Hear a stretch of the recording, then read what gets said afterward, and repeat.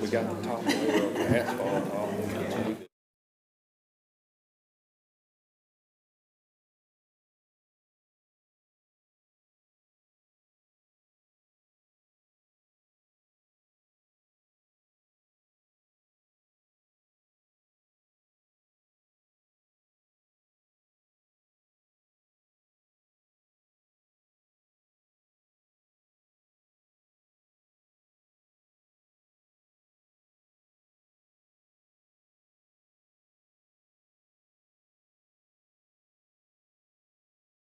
And then the Pledge of Allegiance before we go through the rest of our agenda.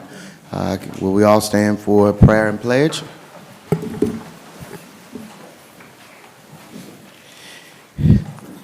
Let us pray. Heavenly Father, we come before you tonight with humble hearts, recognizing that the decisions placed before us carry real weight, impacting families, neighborhoods, and the future of our city. Lord, we ask first for your wisdom. Your word tells us that if any of us lacks wisdom, we should ask, and you will give it generously. So tonight we ask, guide our thoughts, our conversations, and our decisions. Help us to see clearly, beyond emotions, beyond pressure, beyond personal preference. Father, as we consider matters that affect residential communities, give us discernment. Help us balance growth with preservation, progress with peace, and opportunity with responsibility. Let every decision reflect fairness and a genuine concern for those who call this city home. Lord, we lift up the issue of human trafficking and the protection of the vulnerable. Give us hearts that are both compassionate and vigilant. Help us to be a city that stands firmly against exploitation while also creating pathways for safety, dignity, and restoration for those in need. And as we consider efforts to serve the unhoused in our community, grant us wisdom to lead with both grace and accountability. Show us how to extend a helping hand without losing sight of order, stewardship, and long-term impact. Let our actions reflect not only charity, but true transformation. Father, we also thank you for the organizations and partners who continue to uplift our community. We lift up the Zetas in their efforts to bring awareness to autism. Bless their work, their outreach, and every family they touch. Let this effort increase understanding, compassion, and support throughout our city. Let every decision made here tonight be something we can stand on with integrity, knowing we sought what was right, not just what was easy. We place this meeting in your hands. In Jesus' name we pray. Amen. Please join us in the Pledge of Allegiance. I pledge allegiance to the flag of the United States of America and to the republic for which it stands, one nation, under God, indivisible, with liberty and justice for all. Thank you all for participation with the pledge. We have 4 out of the 5 council tonight. Our councilwoman at large could not be here, as you could see. So next what we have is the reading and approval of our minutes from our most recent meeting, on March 9th. I know typically the councilwoman at large gives that motion, but do we have another councilman who's going to do that for us? I'll move to dispense with the reading of the minutes and accept as written. Second. Motion has been made to dispense with the reading of the minutes and to accept them as they have been recorded. We got a second as well. Any comments or questions about this particular motion? All right, seeing that there are no comments or questions, Mrs. Hamilton is with us tonight instead of Mrs. McCurry. All right, Mrs. Hamilton, roll call vote. Eli? Yes. Nielsen? Yes. Harrington? Yes. PT? Yes. All right, that motion carries. All right, next we have on the agenda a proclamation, and it's read by Councilman Nielsen. Thank you, Mayor. Proclamation. Whereas autism spectrum disorder, ASD, is the fastest growing developmental disability in the United States, affecting 1 in 36 children and countless families nationwide. And whereas autism spectrum disorder is an urgent public health concern that requires greater awareness, education, and resources to support individuals on the spectrum and their families. And whereas Zeta Phi Beta Sorority Incorporated has made a profound impact in promoting autism awareness, advocacy, and support, particularly for persons of color affected by ASD through their initiatives in education, research, and funding.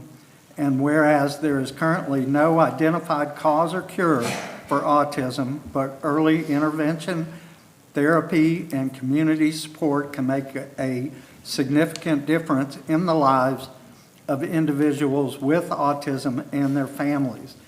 And whereas the Mu Omega Zeta chapter of Zeta Phi Beta Sorority Incorporated in Natchitoches, Louisiana is dedicated to championing autism awareness through initiatives such as Autism Awareness Day in the Park on April 11, 2026 at Natchitoches City Park, fostering understanding, inclusion, and support within our community. And whereas the City of Natchitoches stands in solidarity with individuals with autism, their families, and organizations working tirelessly to enhance awareness, education, and access to resources.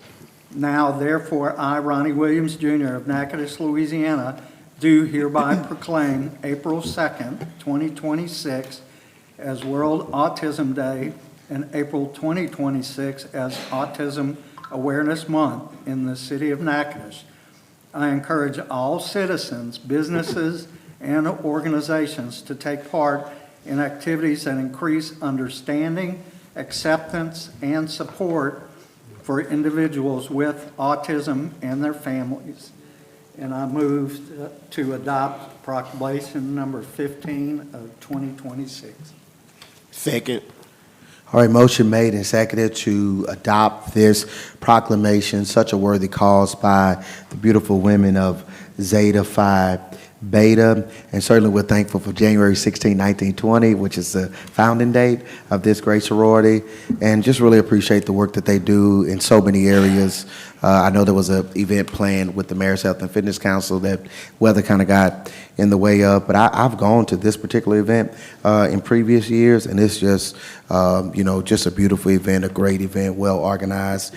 And it's something that Councilman Nielsen read, 1 in 36 children are impacted by autism. So again, this is really a worthy cause, and we just appreciate the ladies, the lovely ladies of Zeta Phi Beta for being here with us on today. Look, I've got my royal blue on, and I've got my lapel pin, autism awareness. So I understood the assignment on today. I just want to say that, all right?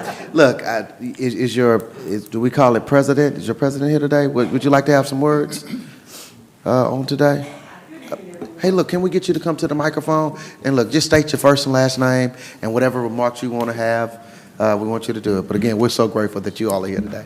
Good evening, everyone. My name is Candace Grayson. I currently serve as the president of the Mu Omega Zeta chapter of Zeta Phi Beta Sorority Incorporated.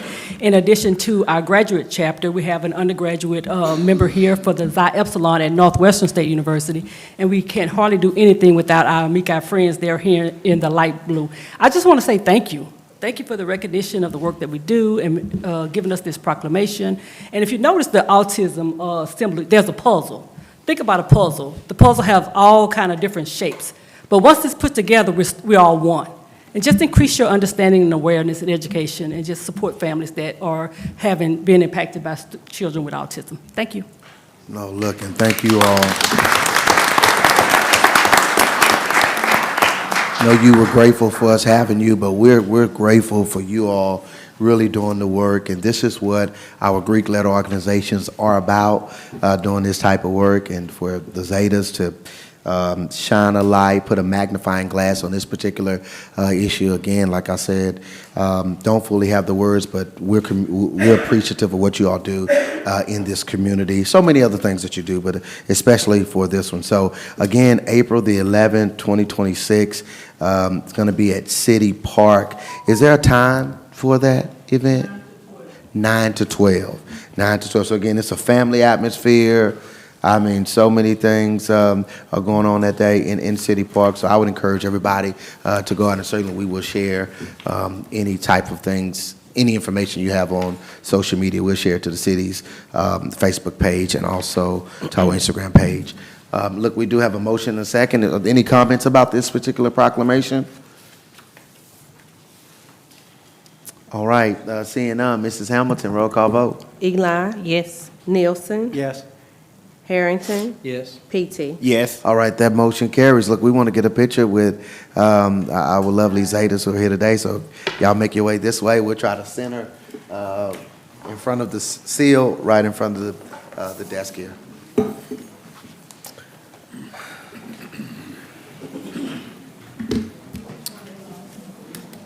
Donald, y'all got a platform that can move the story good.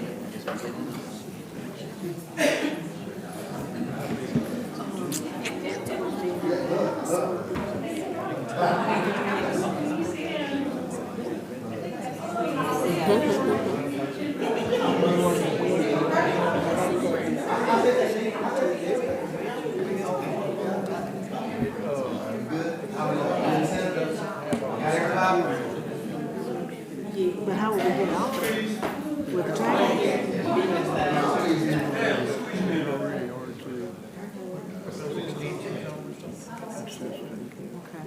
Because I got somebody that's giving me a brand new storage shed.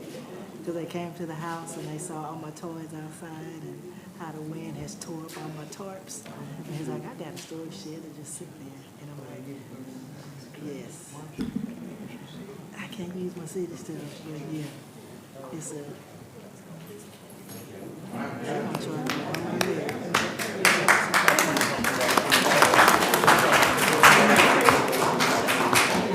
No, this is a partnership. Well, see, I got somebody, he wants to charge me $550 and then $50 a city. It's not that big. Again, thankful for the ladies of Zeta Phi Beta and such a worthy cause. Before we go any further in the agenda, let me take a moment to read what we always read. Please take a moment to silence your cell phones during this meeting.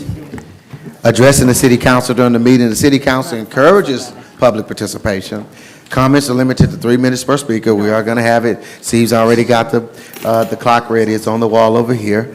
However, this time limit may be reduced if there are numerous speakers on a particular item. To ensure efficient proceedings, all persons addressing the City Council shall state their name and shall speak in a civil and courteous manner. Speakers shall address the agenda topic only to which they are speaking on and shall not be repetitive. Members of the audience, please respect the rights of others and do not create noise or other disturbances so as to disrupt or disturb persons who are addressing the City Council, council members who are speaking, or otherwise impede the orderly conduct of the meeting. And again, we thank you for adhering to those instructions. Again, we read them all the time, I promise you. The next item on the agenda, it is an appeal, so let me just read the heading that I have here, and we'll get into what we need to. So, the City Council is to review a decision of the Natchitoches Planning and Zoning Commission at the March 4th, 2026 meeting that denied the application to rezone residential R1 to residential R2 to develop several multifamily duplexes on Cypress Avenue. Okay? Look, and I just want to, I always like to start with the department head, and in this case, it's Chantrell. So, Chantrell, Yes, good afternoon. give Mr. us any information, any background you think we might need to know. Just for the councils, Mr. Heath Nichols came to Planning and Zoning with a proposal to develop a multifamily duplexes on Cypress. The area is currently zoned R1. There are surrounding properties that are zoned R2. However, because back in 2005, Cypress Avenue, the south end of Cypress, decided to do comprehensive rezone of the area, which rezoned the area to a more restrictive area for R1 to help with the aesthetics of keeping the area with the historic district, making sure that single family insured. However, it did not state that anyone couldn't come before and make application to change the rezoning of their property. That's what Mr. Heath decided to do. He presented to Planning and Zoning his idea of what he wanted to do with the property that he has bought. Planning and Zoning was half and half. One side agreed, the other side denied. Therefore, it's bringing us back here to City Council for an appeal. What was that exact vote? Do you remember the exact vote, how it fell? Let's see, I think it was 4 females voted yes, 5 males voted no. Okay. Is Mr. It Nichols, was the opposite. Well, 4 men, 3, it's still, okay, so it's 4 men, 3 women.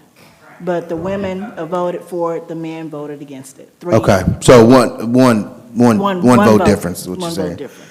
Mr. Heath Nichols is here? All right, Mr. Heath, I think it's fair to have you come up first, since this is your application. And let us, again, make sure we're against, we're for, but make sure that we're giving our undivided attention to the microphone at this time. And, Mr. Heath, I hope you can do it in 3 minutes. My name is Heath Nichols. I'm going to let my wife speak for me, if you don't mind, because I don't speak good in public. And we do have some merchandise to patch out to you guys so you can see what. Yes, sir, you can come, you can approach. Yeah. So, hello, everybody, good evening. So while Heath is And passing please out, state your first and last name, ma'am. I'm sorry, Katrina Nichols. Katrina. Yes. So while Heath is passing some of those things out, we do have some things that we can share with all of you. And certainly I can understand that the initial appearance of this may feel quite large and a little, overwhelming. But we're here to kind of help you understand a little bit more of our vision and help you to also understand that this is not our first investment into Natchitoches or into the area. So we have a very intentional investment into the area. So we own 3 homes over off of 494. We did acquire the property here on Cypress Street. And we did go back, actually, because these are just initial renderings. And I know that, the historical preservation of the area is really, really important. Luckily for all of you, it's important to me as well. It is something that I do hold near and dear. So what you may have, you may want to pass those out to some other folks here. It's not available here. I don't know if some of you can see. I can pass this out. Okay, there's a historical rendering here of what we would like to propose so that we can preserve the historical aesthetic of the neighborhood. And we think that this would be a little more, appealing to all of you who are concerned about, preserving what that aesthetic looks like. It's very consistent with the Natchitoches environment, with the feel that there is in town. We also feel that once we, bring a development like this, and it doesn't have to be massive, I know this looks a little, massive for that small space, but we walked the property. We own over 30 rental properties throughout central Louisiana. I do have some additional things we can pass out that would show you the integrity of the properties that we maintain. We are very, very vigilant about the properties that we maintain. We do not tolerate chaos. We do not tolerate trash. We do not tolerate renters that don't pay on time. We don't tolerate any kind of poor behavior in the neighborhood. And we have letters of recommendation from renters who've been renting for approximately 18 plus years from us, of all demographics, of all age ranges. So there's that to be said. We also feel that it would slightly incentivize the local homeowners on the street to also kind of maybe pick up and reinvigorate some of the homes on that street. We have noticed while we've walked through that there are some of the properties that are a little dilapidated. We see some extra furniture sitting out on the roadways. We see some trash. And we do believe that if people were to see this kind of investment going in onto that street, it would motivate them. It's also going to attract a more diligent renter in that neighborhood, and it's going to hold a different type of personnel in the area. Hopefully it would attract some of the professors at Northwestern. We all know about, the insurgence of data centers that is happening. I mean, that's the buzzword for the moment. But this is a key location in between both the north and the south developments. So this gives an opportunity to bring some really good professionals into the region while these developments are taking place. And so with that, and again, kind of talking towards, our intentional investment, we are also in the process of looking at properties on Front Street. We own a co-working space in central Louisiana. And a co-working space brings office resources, technology, and workspace to people that otherwise don't have access to those things. So we've been in business for over 6 years, and we're looking into that property here. And one of the primary folks that's interested in renting directly from us just recently acquired Bolton Realty here that I'm sure you are all quite familiar with, and owns the Century 21 partnership here throughout central Louisiana. So anyway, that's what I have to say. I know that there's been some concern about traffic. There's been concern about noise. There's been concern about parking. The site is going to accommodate parking for those tenants. The site is going to be clean and well-maintained. Absolutely, I'm not going to let him cut these trees down. Okay, so that's not going to happen. And so as far as the noise and the ordinance, you'll be able to see through these that we uphold and respect the laws, respect city ordinance, and we respect the city of Natchitoches, and we would just like to make a meaningful investment to continue to invest and bring positive things. Okay, thank you, Ms. That's it. Nichols. I want to allow the council any comment or question while you two are standing there. Council members, any comments or questions y'all have for the Nichols? I do. Hi, Ms. Nichols. Hello. I have a quick question. Most of the people that are here, you relate some of the problems that I got, I walked the area myself, some of the concerns which you already addressed.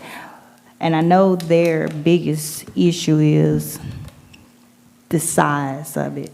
So that's what their biggest issue is, the size. And is it, any way that you can review it to downsize it? Are you talking about downsizing Like the actual the- physical presence of the individual units? I think you said you have 4 individuals. So we are requesting 4 units. The size of the units are consistent with, I think you looked at, but you looked at some of the other properties in terms of like dimensions. Dimensions of existing homes as well, yeah. They're be spaced out 15 to 17 feet apart, and I walked the street the other day, and they're all spaced out around 15 to 20 foot apart, so they're all consistent with the street. If I hear what you're saying, if I understand the concern is that this just feels like a very large building. Right. And it feels like several large buildings. Yes. So that's their Is that concern. the concern? Yes. Okay, Yeah. good. No, I mean, happy Yeah. to hear. We definitely And want to understand. some of their concerns are the noise, which I went through there on a Saturday, which we have a lot of, college kids. They have a lot of noise, Understandably. So also too, I'm not sure who's here on the, maybe, the historic district that maintains that area. Is anybody here? Okay, I have a few questions on that. Mrs. Nichols, if that's okay with you, can y'all sit down so I can Absolutely. ask a few We're questions? here for you. Well, let me say this, though. Let me say, did Nielsen, y'all got something They to can put come in? back up. I've got Not some yet. comments, But she can, if that's okay with you, can she stand up alone by the side to Who is answer a she? few questions? The committee, are you on the committee? Okay, quick question. Who maintains the area? Because when walking through and stuff with the historical district, they have a lot of. Thank y'all, Nicholas. We appreciate y'all. She They said might that she's, call y'all back. wait, hold on real quick. It has a lot of things that the neighbors were concerned about. For one, in the historical district, no one should supposedly be parked on the grass, which we know that it's parking. Second, we have one that here adjudicated property, I'm not sure exactly where that's at. Also, too, by going on some of the areas and stuff, we have some of the college kids have chairs that doesn't supposed to be over towards the historic district high grass, which I'm not sure how the historical district maintains that, but those are some of the things and stuff that the homeowners were concerned about in the area. But maybe we can revisit on some of those things and stuff that can be upkeep in that area a little better in the historical district. So being a property owner on Cypress Avenue, the only high grass we have on Cypress is on that property. Everybody else maintains their property. And if there's any furniture on the side of the road or trash, that's because we're waiting for them to pick it up on Fridays. I actually really toured that area. Let me look, just a second. I toured it like about a week, back to back.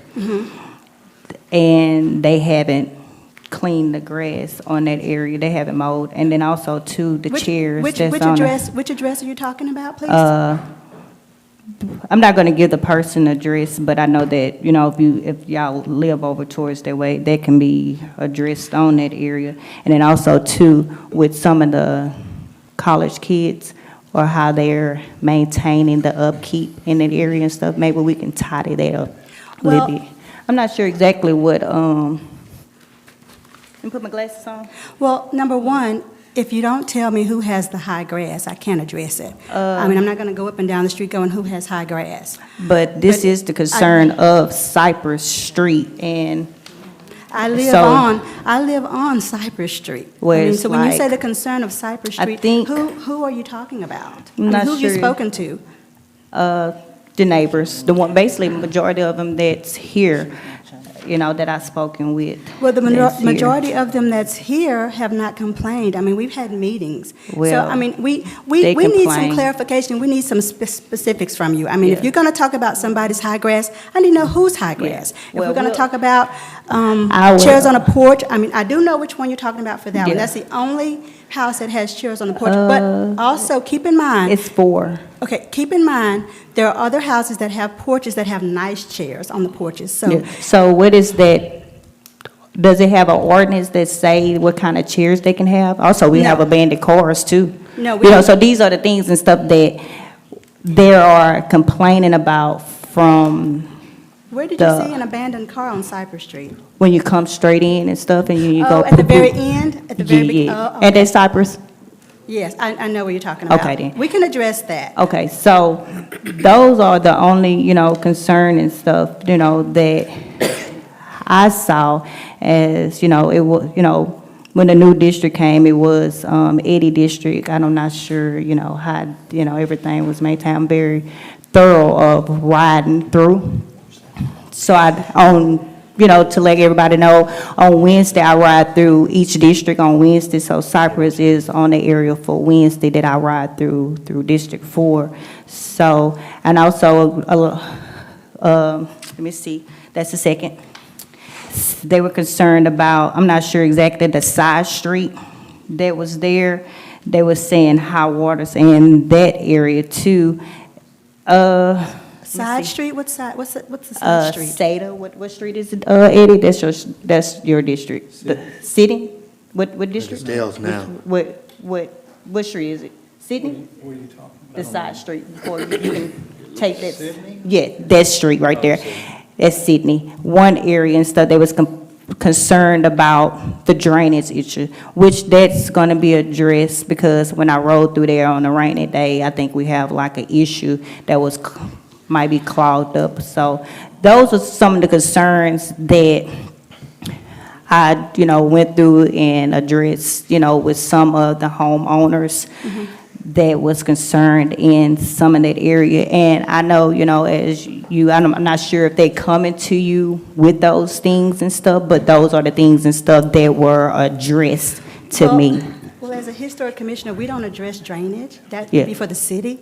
But But you know, I understand. I've heard about the drainage. Yes. And I've also heard that, you know, if we get that new construction in that property, it's going to cause initial drainage problems. We already have drainage problems, and when he concretes that or whatever he's going to do to it, it's going to cause a backup of drainage for all those houses that already have issues. So what do That's you? a very, very valid concern. So did you get the information from The homeowners. the zoning? So the homeowners told you that it's going to be a drainage issue? There already is a drainage situation. But you just, but I'm just asking, I'm just saying, you basically said that it's gonna be a drainage issue because the homeowners stated that it's gonna be a drainage issue, It's or going to did you? continue, well, let me rephrase, it's going to continue to be a drainage issue. But It's going to get worse.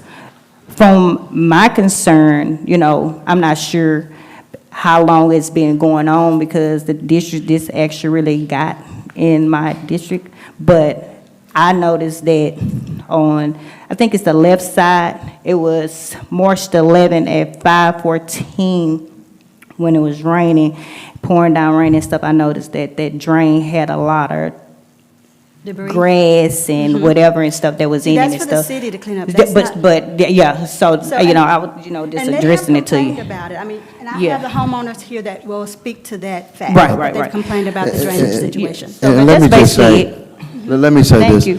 Mrs. Robinson, are you one of the ones who's going to speak about the application, like from the Yes. community? Yes. Can you kind of share some of your thoughts at this moment about that? Yes, so in looking at this, this is not a duplex. This is an apartment complex. So the word confusion there, but it's an apartment complex. And it's going to take away from the integrity of the district. It is a historic district. It is one of 2 in the entire country. He's going to put students in this apartment complex. Yes, he confirmed it last meeting. He's going to put their children and some other students in this apartment complex. We have enough students on that street. In that small property, there are 2 oak trees. When he starts to dig or do whatever he's going to do, the roots of those trees run all the way the length of that property. The minute he starts to dig or whatever he's going to do, they may not cut the trees down, but they're going to fall, because the minute you touch those roots, they're going to fall. And they've been there for hundreds of years. And so we want to, keep the oak trees there. Also, this building, I heard her say that in the neighborhood there were some dilapidated houses. Ma'am, I live in the neighborhood. My house is not dilapidated. And I don't know of any other houses that are dilapidated in that neighborhood. I have photos here of the adjacent property next door to the office on the house. Ms. Nicholas, we're going to allow Ms. Robinson to finish, and Okay, you can share some of that later, but go ahead, Mrs. Robinson. That's a home, that's, a home owned by a certain, one single man, and he has students living there. He did just do some work to that house, but, over the years, it's kind of, the wood has gotten, a little, maybe it needs to be painted, but it's not, I wouldn't call it dilapidated. And I think that's offensive when you say that to homeowners that are here. We don't consider our houses dilapidated. Now, it's not a brand-new structure like you want to put there, but this structure does not meet the qualifications of what we require in the historic district. It will take away from the integrity. If you want to build, we would love for you to build there if you want to build a single-family home. But if you're going to do an apartment complex with 16 parking spots, where in the world would you put those? So, there's so many things that's wrong with this construction. And everybody, we have quite a few people in the district that are here to oppose this structure. We want to keep the district, the historic district. And the reason the houses are older is because it's the historic district. We can't put new houses in the historic district. That's why it's historic. The houses are hundreds of years old. This will be 2 days old, or whenever you put it in. We want to maintain the integrity. May I ask you this? So it's not that, because there are duplexes already on the street, is that correct? But they were made out of houses that were already there. They just kind of converted them. Okay. So the houses are still old. And if a person wants to come in and purchase them and turn them back into a single-family home, they can do that. Okay. So, yeah, and I guess if I hear you clearly, you all are saying, your opinion, single-family residential, but you guys wouldn't even maybe accept a new duplex build, but that's smaller, kind of what was stated earlier. Well, the problem with that is when we were at the last meeting, the zoning and planning meeting, it was stated to us that he could tell us he's going to do a duplex with 1 or 2, but once he gets the permission, he could do whatever he wants. And see, that's where we would lose control. We don't want to have that go out the window, because once he gets the approval, if he puts 10 apartments on there will be nothing we could do about it because it's been approved. And that was made clear to us at the last meeting. Now, if I hear Mrs. Robinson correctly, I think there's a concern about additional students being on the street, maybe a concern about the trees, and then Parking. Parking, and then the historic district, one of only 2 in the nation, right? One of only 2 in the entire nation, yes. Country. And we've maintained that integrity the whole time. Right. Now, is there anybody else here to speak who may want to say something different than what Mrs. Robinson said? I see a couple hands. Also, before I leave, I want to make a point. The person that lives next door to where this is going to go up, he's a 96-year-old man.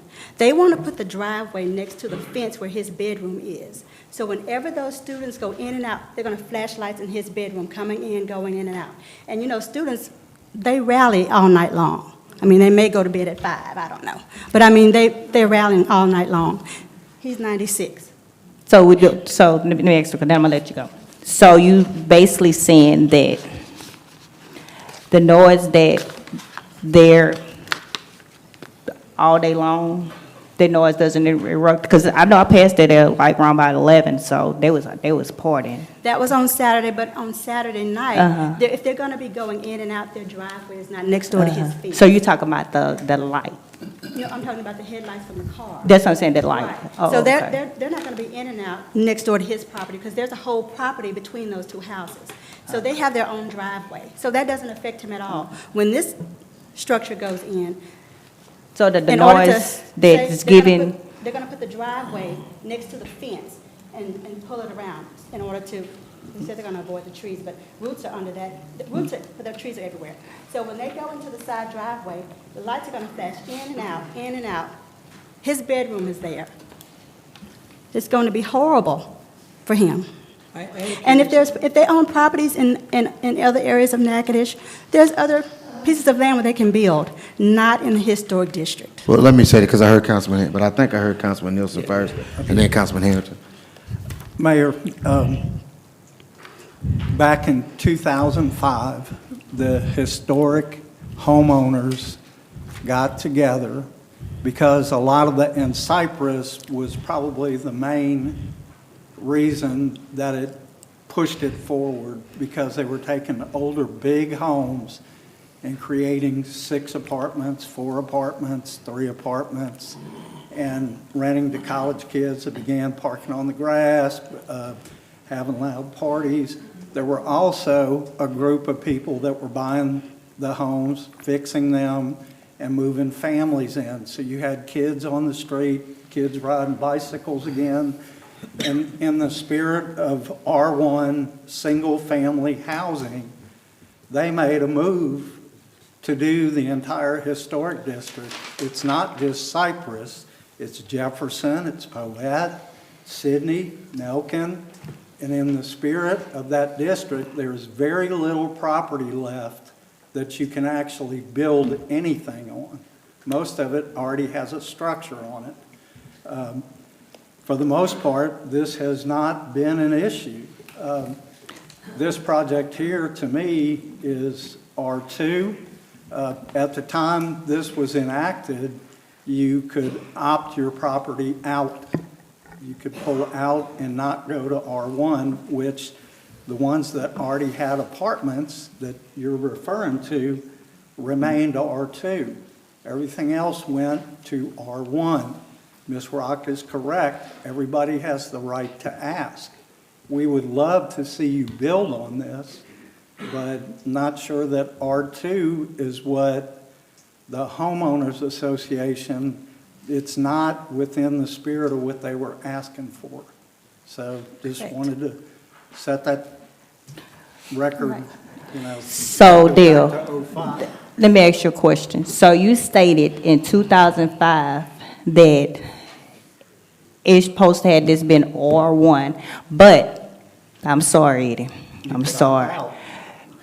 Where 2020, the board back in 2020, I'm not going to say no names, voted for someone to do an R2, which you just said that it don't supposed to be no more R1. It's supposed to be R1, but not R2. R1 special exception.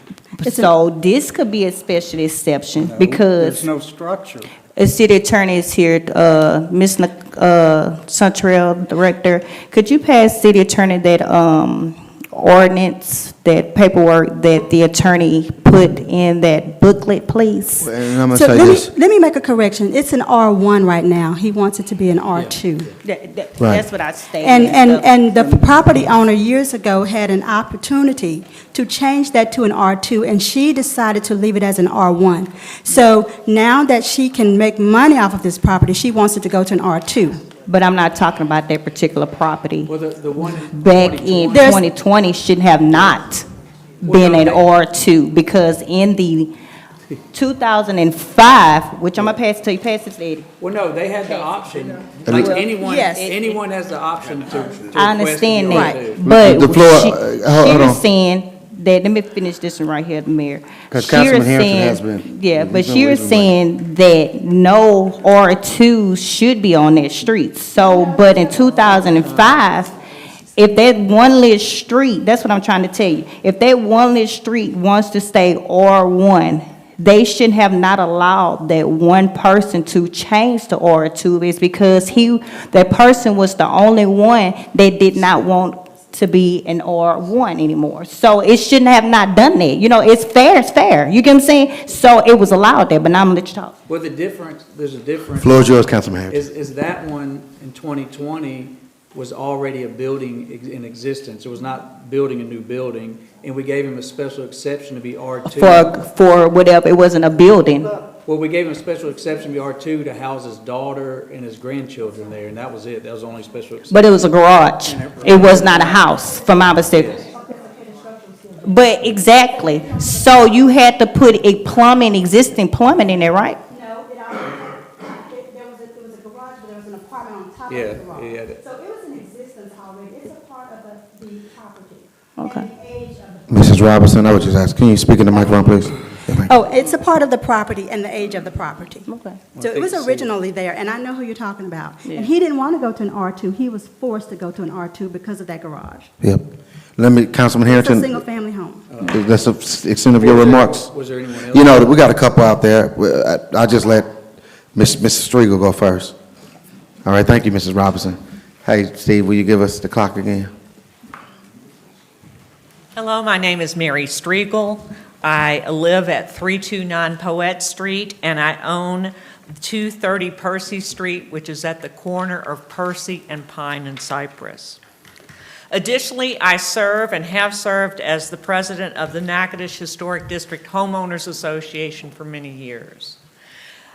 As Councilman Nielsen said, in 2005, we moved to downzone the area to try to encourage more single-family owners to buy the properties, because those people who live in their property care for their property, and those people who buy the historic structures as duplexes and rental property rely on their tenants' well-meaning to take care of those properties. I am very concerned about any proposed zoning change. At the time that the district was downzoned, owners had the option to opt out. That was so that they were not forced into zoning, but could opt out of the R1 zoning. At the time that, I should also say that I am a historic preservationist and a conservation scientist, and worked for the National Park Service for about 28 years. So I have a little understanding of the material structure of historic properties and of historic districts. A National Historic Landmark District is a very unique designation that's given to an area. It's the highest designation of a historic property in the United States. There are two in Louisiana. One is the Vieux-Carré, and we have the other one.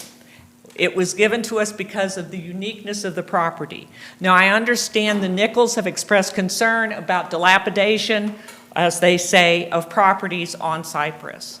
That would be the responsibility of the homeowners of those properties, and most of those properties are R2 and no owner lives on the premises.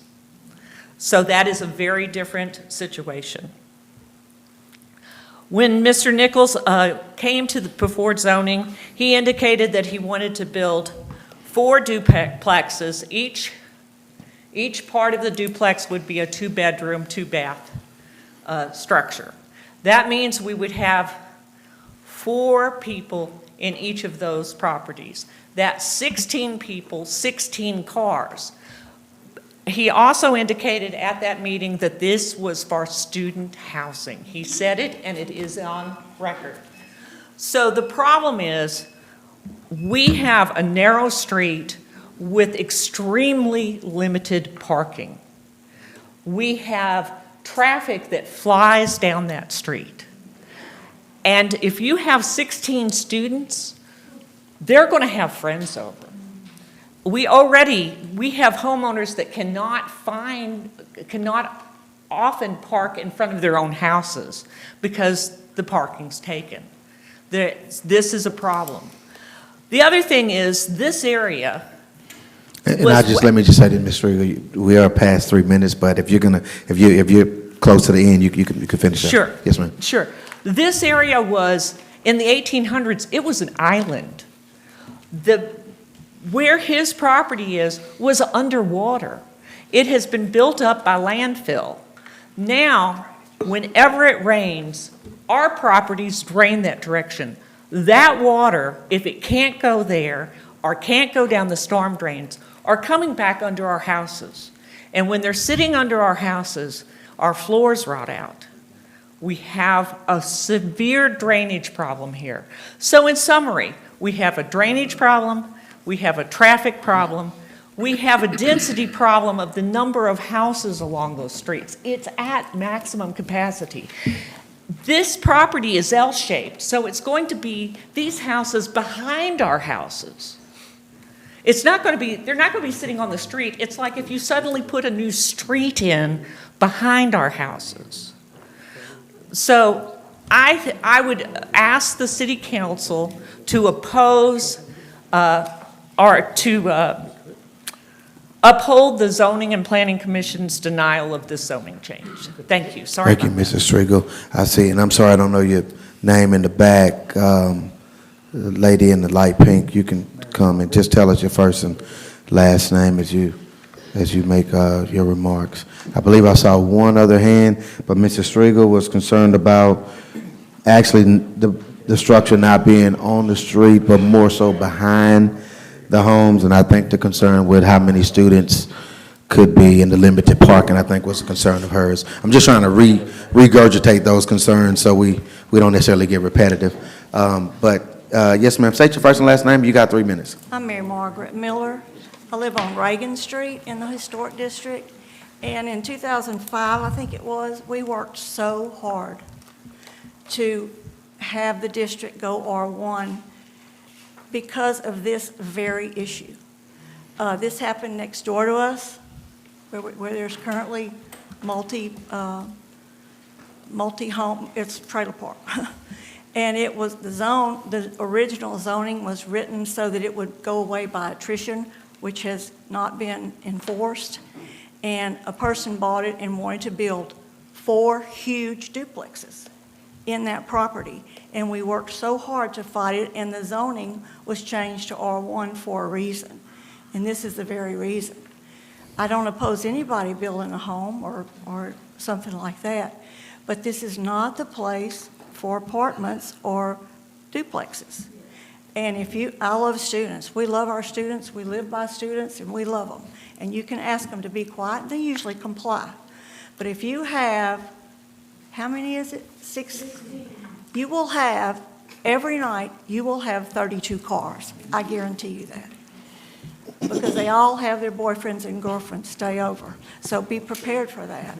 But this is the very reason we worked so hard to get R1 for the district. And I think it's critical that we maintain it the best way we can. And this is one way, is to uphold the zoning refusal for this property. Thank you, Mrs. Miller. I think I got 2 other individuals. Oh, I see. Oh, goodness. All right.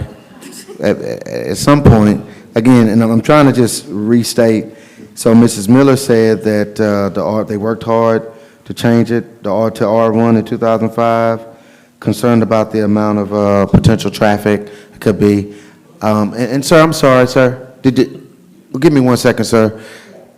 Sir, sitting by Mrs. Striegel, did you? I saw your hand first. Come on, can we just? I'm gonna just kind of go by who I saw first, and we'll get you too, sir. Okay. All right, Steve, give us. Oh, you already got it ready. Okay, state your first and last name, sir. Comments? Sir. Are you finished with your comments? Yes, sir. I'm done. Hi, I'm Jerry Mayo.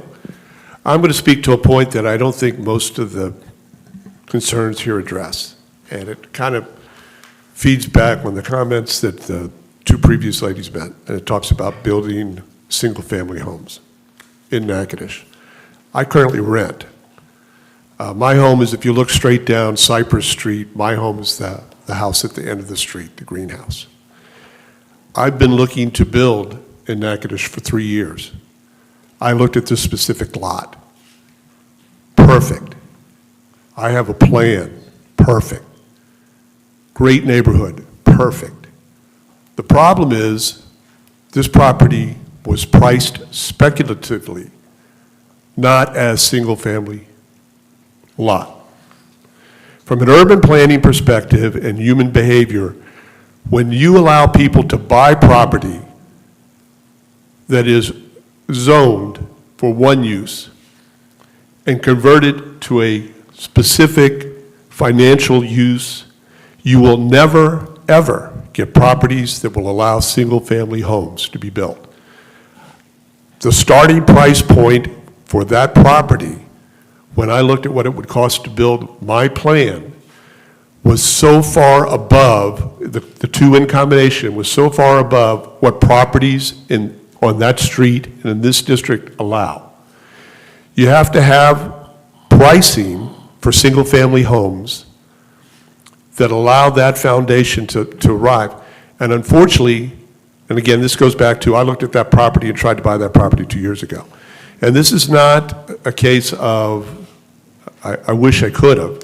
I'm just simply stating that if you allow this to happen, you are reinforcing for other property owners to not price their properties as single-family properties, but to base it on speculative and the idea that with a wink and a handshake, they can get that moved to a different zoning level that would allow them to financially support that. So I ask you to just simply think about, you're not just voting tonight on this one property. You're voting on behavior of current property owners and current buyers that don't want to build single-family homes. Thank you. Thank you, Mr. Jerry. And the young lady next to Mr. Jerry, then we got two gentlemen in the back, and I think that's going to be the end of our public remarks based on what I see now. All right? So please, state your first and last name and get into your remarks, please. Hi, I'm Megan Nicholson. I own rental property at 161 Cypress. I'm not going to restate issues. I'm just going to say that I personally can attest to water drainage issues at my property. There was a house next door to that property that burnt down, and there was a new house that was built there. And that house, the foundation was built up, and then concrete was poured all the way around it. And all of that drains underneath my house. And so I have had to replace piers and beams, rotted piers and beams. So there has to be extra drains put in there. So that is an issue. And I can firmly attest to it personally myself. Secondly, when that new house was built, there was a tree, which I really think, they say it's on my property, but I think it was on the fence line, and it was a huge tree. They put all of this concrete around and covered half of those tree roots. That tree died and fell on my house. So, and that when they came out to remove that tree, and we talked about it, and he said, yeah, when you put concrete over that, when you think the roots are protected, they're not. It is covering them. And that is what Bynong said when he came out to remove that tree. So I can tell you personally that these were conversations that I had and things that happened having to do with covering tree limbs with concrete and water drainage. So I would really ask the council to consider, what I have said and move forward and go with what planning and zoning asked them not to do. Thank you. And I hear, Ms. Megan, your comments, water issues, drainage, replacing rotten beams already, and concern about the trees and what would happen to them. Now, I see gentlemen here, and I see one more gentleman. Yes, sir. Yes, sir, you first. I forgot your name, but I know we met before. I'm going to learn your name again. Yes, sir. Come state your first and last name. My name's Joey Matheson, my wife Teresa. We live residents on Cypress, and that's 149 Cypress. We've lived there for almost 20 years. We understand the problem that's starting to come up here. And I just want to reiterate what Mary has already said about the drainage problem, the traffic problem. I hate to use the word, I really do, but it's looking like a slum area on our street. I'm sorry, people don't keep it cleaned up in front of their own homes, and that's what they're responsible for, but they don't do it. We love the college kids, don't get us wrong. When they've had problems, we've reached out to them, tried to help them, but the parking on the front lawns and everything, that gets my goat. That really gets me upset, simply because I know they don't have to do it. But then again, we keep on building in that same area, I think we're going to run into more problems, because you're going to have more problems going down the street. Speeders and runners and everything. People are walking on the street instead of using the sidewalks, because you don't have any sidewalks. I think the sidewalks were there to put in power poles, if I can be critical on that piece there. Now, I don't mean to be, but at the same time, I'm against the rezoning situation. I apologize about that, but it's a condition of our street, okay? We love you. Thank you. Mr. Joe got some grace there, okay? All right, so he did lay out his concerns as well. I think we got one more in the back, Mr. Mark Milliken. Come on, Mr. Mark. Good to see you, sir. See your dad is here as well. My dad's doing great at 96. Yes, sir. Please state your first and last name. Mark You can move that Milliken. microphone up too, Mark. You can adjust it. Yeah, Mark there you go. Milliken. And this is my dad, Joe Milliken, who's 96, that I'm caregiving for at 115 Cypress, right next door to this lot. And the person that talked about the light shining, that will be absolutely shining into our house and causing my dad some problems. So I oppose it. We've had the house for almost 100 years, when my grandfather came here in the early 1900s. The house is well over 100 years old. If you haven't seen our house and the money we put into the house, come by and look at it. Right next to the lot, right next to it. I oppose it. My dad opposes it. So we won't have the privacy, and I'm not going to go through all the other things that people have talked about. I don't really think we need to do that. If there was a single-family house put in there, I think it'd be great. No problem. But 4 building with 16 parking lots in the historic district? Really? That's all I have to say. Thank you. Thank you, Mark. Look, and I appreciate everybody just trying to not be redundant. We really appreciate that. So look, we're here. We've got the comments that we have. People have spoken. The owners of the property have spoken. People who live around the property have spoken. So the way I see it is that there can be a move. We don't have any motion yet. There can be a move. And Council, you might want to say some things. That's up to y'all to say. But there can be a move to reverse the denial from the planning and zoning meeting. Obviously, we have 4 councilmen here tonight. There also can be a move to uphold the denial, which would be to, keep this application denied. Chantrell, is there any? I did get some information. If there is a tabling of it, we have 45 days to respond to this, to take action, and it's already been on March the 4th.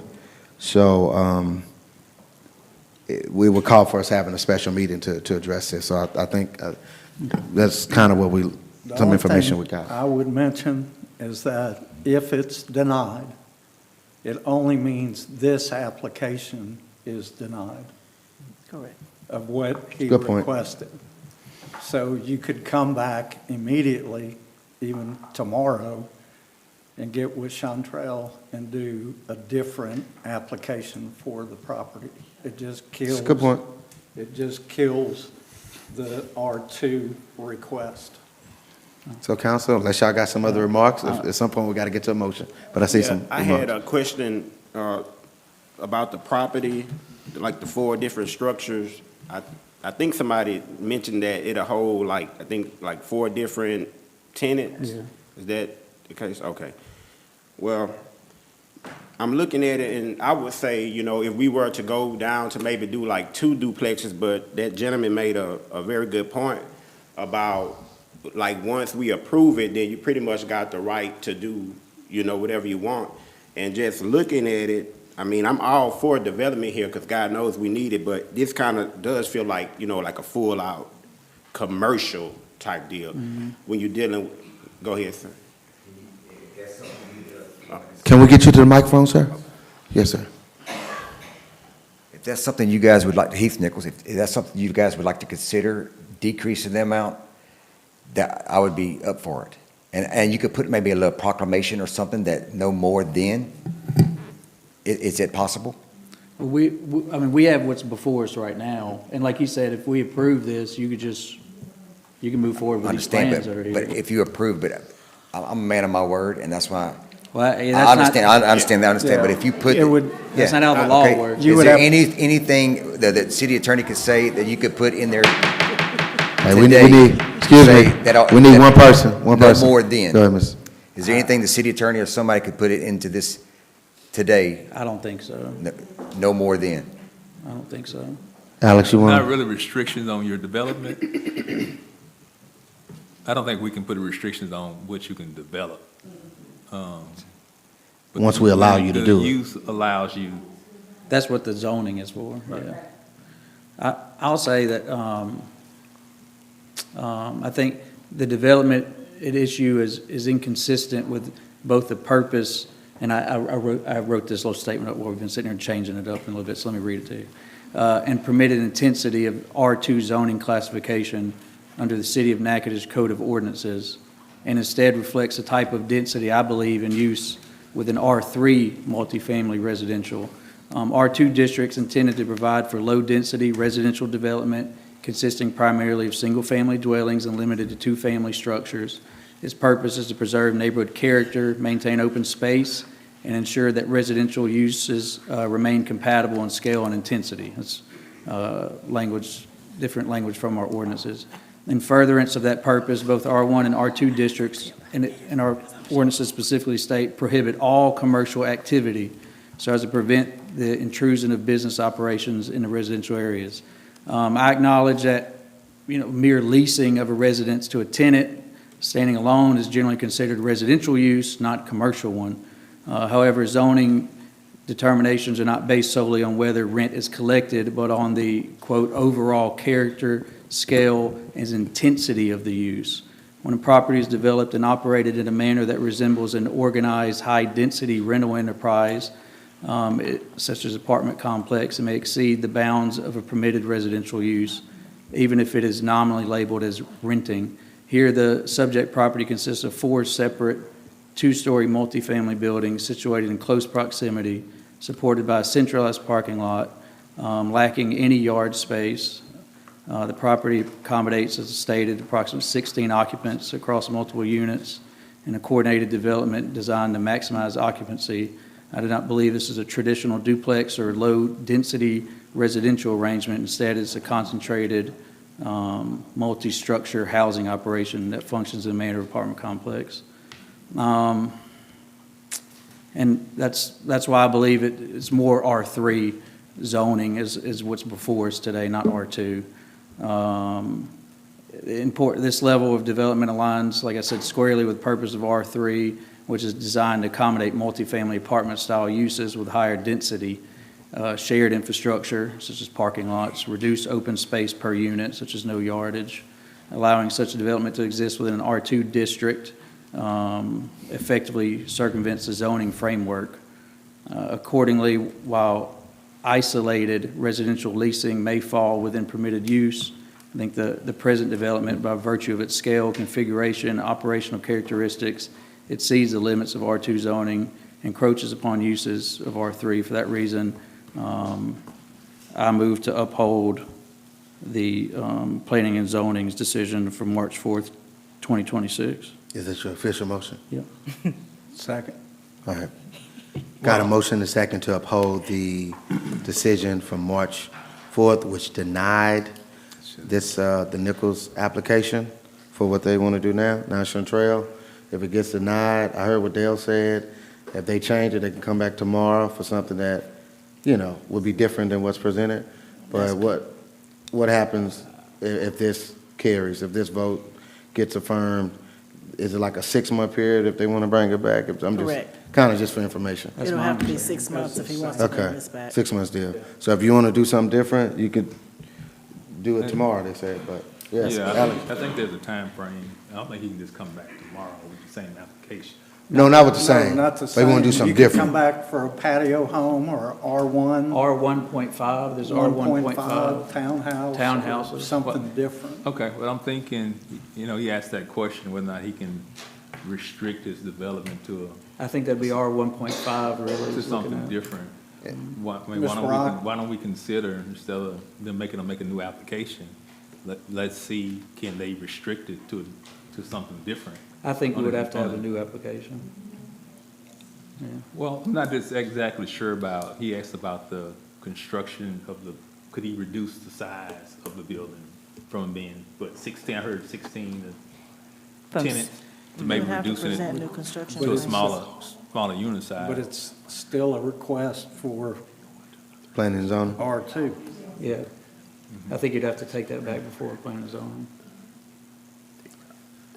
Yeah, I kind of wouldn't, it's been an intense conversation on both sides.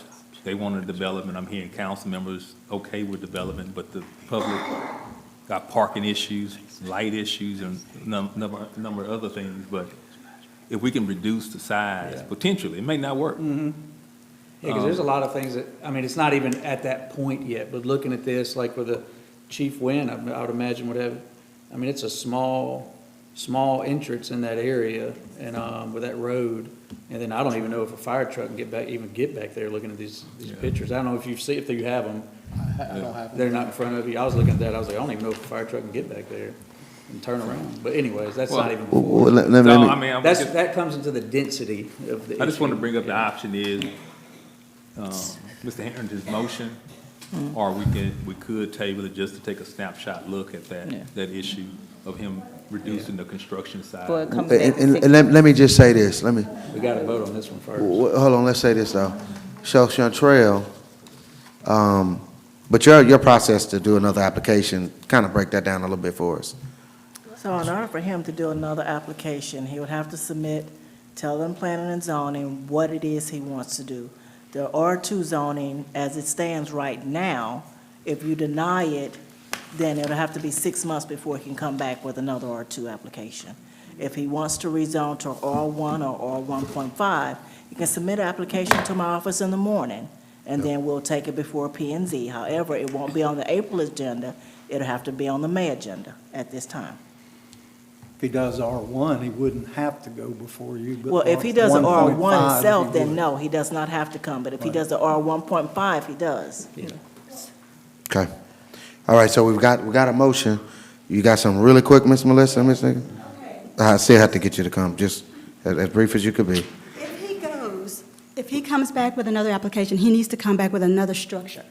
He can't come back That's with kind of that what we're structure. saying. Well, no, I didn't hear that, but I needed to be specific in the minutes. He can't come back tomorrow with the same structure and say, I want 1 point. Right, and that's the 6-month thing that Chantrell was breaking down. But of course, even he would still have to get whatever structure approved by. Historic Commission. Well, planning and zoning. Planning and zoning, Historic yes, Commission. yes. The structure has to get No approved by the matter Historic what, Commission. I have to go to anything. They Yeah. didn't, I don't know why, but. Okay, yes, you got something real quick? Just real quick, Can I get you got to come to the microphone, just. I understand all of the zoning. I fully respect everybody. Thank you for your time. We completely understand. But if I hear everybody correctly, some of the consistent issues are drainage, digging, the trees, and the lights. So whether we build a single family or we build a multifamily, those issues are still going to be here, right? And so to me, it sounds like the bigger issue is that there's an issue on the street with the existing properties. So I have a property up for sale if somebody would like to buy it, because it doesn't sound like anything I put there is going to be acceptable. But we do appreciate the council's time and everybody's time here. It was certainly not intended to come in and have some mass development, so I appreciate your time. Truly, I have a lot for sale. Okay. Thank you, Mrs. Nicholson. Look, and Ms. Strigel, if there's something that's groundbreaking, we do have a motion already. We just kind of want to get the vote on it. Yes, ma'am. I would say that the homeowners on the street Do need would you. love to see it. Sorry. I would say that the homeowners on the street would love to see a beautiful single-family home go in here. And I think there would be no problems with us. You know, we love, and we've had a new construction replace the house that burned by fire. So that would not be an issue for us. It's the zoning to a R2 and multiple duplexes. Thank you, Mrs. Strigel. All right. We've got the motion that has a second to uphold the decision of the Planning and Zoning Commission, which denied the application as it is today, which is to rezone from R1 to residential R2. We got a motion. All right. So a yes would be to uphold, a no would be to overturn them, or not uphold. And then you'd have to, someone make a motion to overturn it, I guess. Right? Your motion. Yeah, to vote in, A yes would be to uphold it, a no would be to not uphold it, and then another motion would need to be made to overturn it. if we get there. yes. If we have to. Yeah, This wait. group appealed the MPC's decision. I made a motion to uphold the planning and Yeah. zoning decision. Okay. And we got a second. Well, yeah. So he's just trying to, Okay. he's just trying to say with clarity what a yes would do. But yeah, you're right, a yes would, Confirm would It uphold would confirm with the denial. right, it would confirm Yeah. the denial. Yeah, right. A no would say you disagree with upholding the denial, and you want the project to go forward as they apply. All right, Mrs. Hamilton, roll call vote. Eli, Yes. Nielsen, Yes. Harrington, Yes. PT. Yes. All right, the motion to uphold the denial on March 4th carries, okay? All right, the application is denied. All right, next, we've got a P and Z final read by Councilman Nielsen. Thank you, Mayor. For a unanimous vote. Ordinance amending ordinance number 64 of 2001 by changing zoning classification of property described as follows.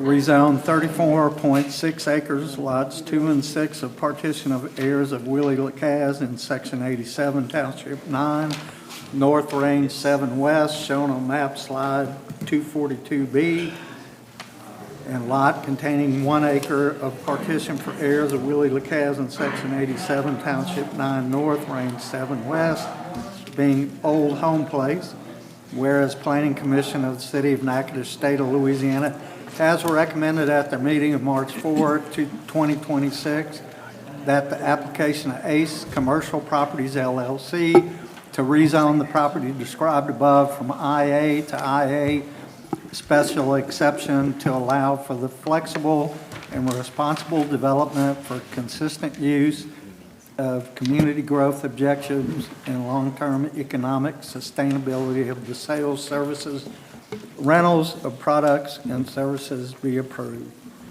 I move that we adopt ordinance number 9 of 2026. I second. All right, motion made and seconded. We heard from the gentleman in the back a couple weeks ago, Mr. Armstrong, so he has a desire to build some offices on Old River Road. I haven't heard any major concerns to my office, no emails or anything like that about the project. And what is it? This is on Old River Road. What is Remember, Old he River? does business with a lot of industrial plants and things like that. What is it? Old River Road, the same where Rockford Baptist is, and And he want to build some commercial properties? right. Well, it's really office spaces, right? Pretty much. Yeah, come on. I don't think you were at the last meeting. That's what it was. So, Mr. Armstrong, will you come and kind of, well, for the sake of Councilwoman Washington Eli, she wasn't able to be at the last meeting, but just kind of explain what you're doing. Again, state your first and last name. Richard Armstrong. I own Ace Commercial Properties, but I also own Trace Reliability. We call them industrial plants in Louisiana, Arkansas, Mississippi, and Alabama, and East Texas. We currently operate out of 3 different spots. We have an office right beside NFA at CrossFit. We have an office off of, with some warehouse space across from Alliance, right beside Pro Temp Staffing Service. We also have to rent some space to store trailers and equipment and things like that. So we want to build one structure that we can have. I have 4 guys that work for me currently. So we don't have customers that come to our facility. We go to their plants. So the International Papers, the Exxon Mobils, the Shells, the Marathons. So it's about, I've sent some renderings, I think, where it's going to be placed on the property, and it's toward the front side of it. Okay. Thank you. That was easy. Yeah, so I you got just something need to to say? know what it was. All right. Okay. Yeah, thank Hey, you. good to have you. Any comments or questions about this? We did get a motion in a second, I I think. did motion, didn't I? We got a motion? Yes. And we I got a second? Yes. Okay. All right. No comments or questions?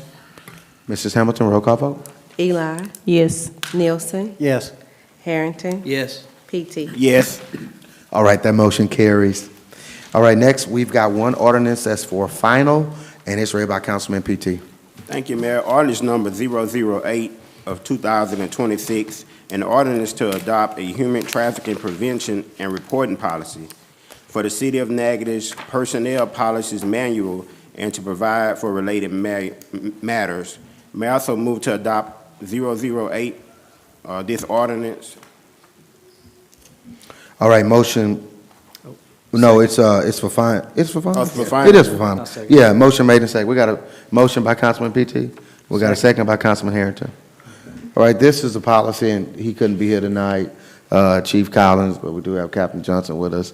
But, it's just a no-brainer policy. When you read it, kind of think like, why haven't we had it before? So just to, officially put in our handbook a policy stating our position against human trafficking, which again, like I said, is a no-brainer. But yeah, Chief picked this up and just, I guess, lays out, best I could explain it, lays out expectations, even as a part of their individuals associated with the City of Natchitoches. That's under number 2, scope. And, just says that should be in compliance with this policy as condition of employment. Yeah, I mean, again, we don't want anybody working for us who are involved in any type of illegal activity such as this. So I say that's a no-brainer. Like I said, Chief Collins couldn't be with us today. All right. Any comment or questions about this particular? All right. 10 up. Mrs. Hamilton, roll call vote. Eli, Yes. Nielsen, Yes. Harrington. Yes. PT. Yes. All right, that motion carries. Next, we've got one ordinance for introduction, and one last one is a resolution. So this one for introduction is Councilwoman Washington Eli. Thank you, Mayor. Ordinance number 010 of 2026, an ordinance authorizing the city to lease a tract land together with improvement location on the east side of the North Street to Natchitoches Coalition of Homeless, setting the terms of condition of the same and authorize the execution of the lease by the mayor, Ronnie Williams, after due compliance with the law, and further providing and for advertising and the lease and effective date. Whereas the city of Natchitoches is on the corrective property suited in the east right of the North Bears municipality address of 319 North, and it's more particular described as to wit. These 5 current lots are ground described as lot KLMNOP, that rhymes, excuse me. And whereas further, the city desired to make the subject property available for use by the Natchitoches Coalition of Homeless, sometimes hereafter Coalition, which is a Louisiana not-profit organization that provides several homeless residents of the city of Natchitoches, Louisiana. And whereas the city has negotiated the lease of the subject property to the coalition under the terms fully set forward to attach proposed lease. And whereas the lease shall be one term with the additional one, your option extended the lease, and whereas the consideration for the lease shall be $250 per month for the first term of the lease, in the event that the option of the extending of the exercise, that the rental shall be reviewed and adjusted or consumer detached for each annual terms to lease and extended. And this is basically for introduction only. You finished? Okay. All right, so this is a building that for many years Save the Children leased from the city. City-owned. And then when they what is it called, prime time? What is it? Prime.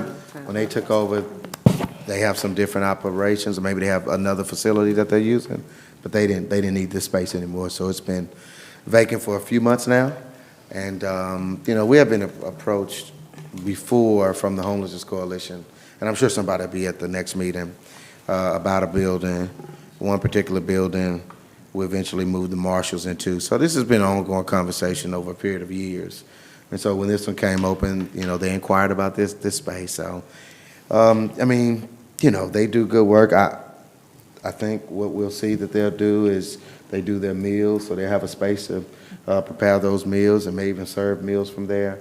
It could be, it could be a, shelter in times of, those times where we have winter storms and we have hurricanes and things like that, instead of trying to get the MLK Rec Center and just kind of logistically, we could have folks who can team with the Red Cross and they could kind of work that out, to make sure people who are unhoused have a space during those. So this is not intended to be a full-time shelter, 24/7, but it may be used on a temporary basis in times of extreme heat, in times of extreme cold, weather swings like that. So we do have the lease agreement in there in terms of the amount, and I think it's pretty generous. The person we were talking to, they were okay with it. Of course, they don't have a funding source like Save the Children or Prime now. So, but anyhow, I think it's a good use of the building as opposed to just sitting, as it's been sitting for a few months. And I think Save the Children abandoned the building. I say abandoned, but left the building 4 months ago, was it? Yeah, around November. Around November, okay. So we're talking almost 6 months, almost 5 months. 5 months. Okay, all right. So any comment or question about this? All right, and we'll have somebody from the Homelessness Coalition at the next meeting. Just told them to come at the next meeting because that's when, whatever vote happens will take place then. If there are any questions, please reach out to me on this matter, Council. We have one resolution to deal with, and I think it's pretty laid out very clearly what this is about. And Councilman Harrington is reading it. This is Resolution 16 of 2026, a resolution authorizing the mayor to execute change order number 3 to the contract between the City of Natchitoches and Regional Construction LLC for the fiscal year 2023 LCDBG street improvements. That Regional Construction completed work on this project, was issued a certificate of substantial completion effective February 20th, 2026. The city engineers determined that the final quantities of work performed on this project, and the city engineer drafted change order number 3 dated March 4th, 2026 as the final change order to reconcile the original planned quantities to the final payment quantities for all work on this project. I'm not sure. I'm sorry, I'm not sure the amount that's changing. I'm looking for that. So it's for. Here you go. You see it? Couldn't find it. That top blue line. Yeah, okay. The total result of all item changes outlined above is a net cost underrun of $790.80. There you go. Right. I move to adopt Resolution 16 of 2026. Second. All right, motion made and seconded. It's, a lot of times people see change orders and they, but it's not always about some drastic increase in price. Sometimes it is that now. But this is not that particular case before us. And it's just some changes in what the council has, and I know the public may not necessarily have it, but just some of the change orders that happened. Remember, this was fully paid for by the Office of Community Development on the state level. Started out at, we had the starting figure 1.1 for $42,566. So basically, there was an underrun at first, added more work, and so Nick does a good job in detailing everything that happens. But again, fully paid for by Office of Community Development, no cost to the city, and we were able to add more work to the original scope. All right, any comments or questions about this? And this was the one in those low to mod areas. Again, Nick applied for the funding. This is the housing development in Highland Park that we see on the screen. But there were others, one in Bailey Heights, there was one in Breedertown, there was one, the Kennedy Square area, at least coming into those. Yeah, Weeder, there you go, Weeder, right off of Woodyard. All right, Mrs. Hamilton, seeing no questions or comments, roll call vote. Eli. Yes. Nielsen. Yes. Harrington. Yes. PT. Yes. All righty, that motion carries. And look, Mrs. Hamilton is filling in for Mrs. McCreary on today. Did a great job. Great job. All right, so Monday the 13th is our next meeting. We always encourage regroup. I think we used regroup the other day about a road closure. So we try to use it for road closures and things that are happening as often as we could. So we try to remember to do that. Go to Natchitoches app again, make sure you have it. We always say that. All right, we have a few more announcements that we'll share. Okay, this is taking place on tomorrow, Northwestern State University, opening ceremonies. Oh yeah, this is the Special Olympics. The Special Olympics taking place. So 9:30 a.m. is opening ceremony at the track, the Walter Leday Track and Field Complex. So come out to that. I understand they got some work recently, so it'd be good to see that if that should be complete with it. But that's taking place tomorrow morning. All right, Natchitoches at the Capitol is happening on Wednesday.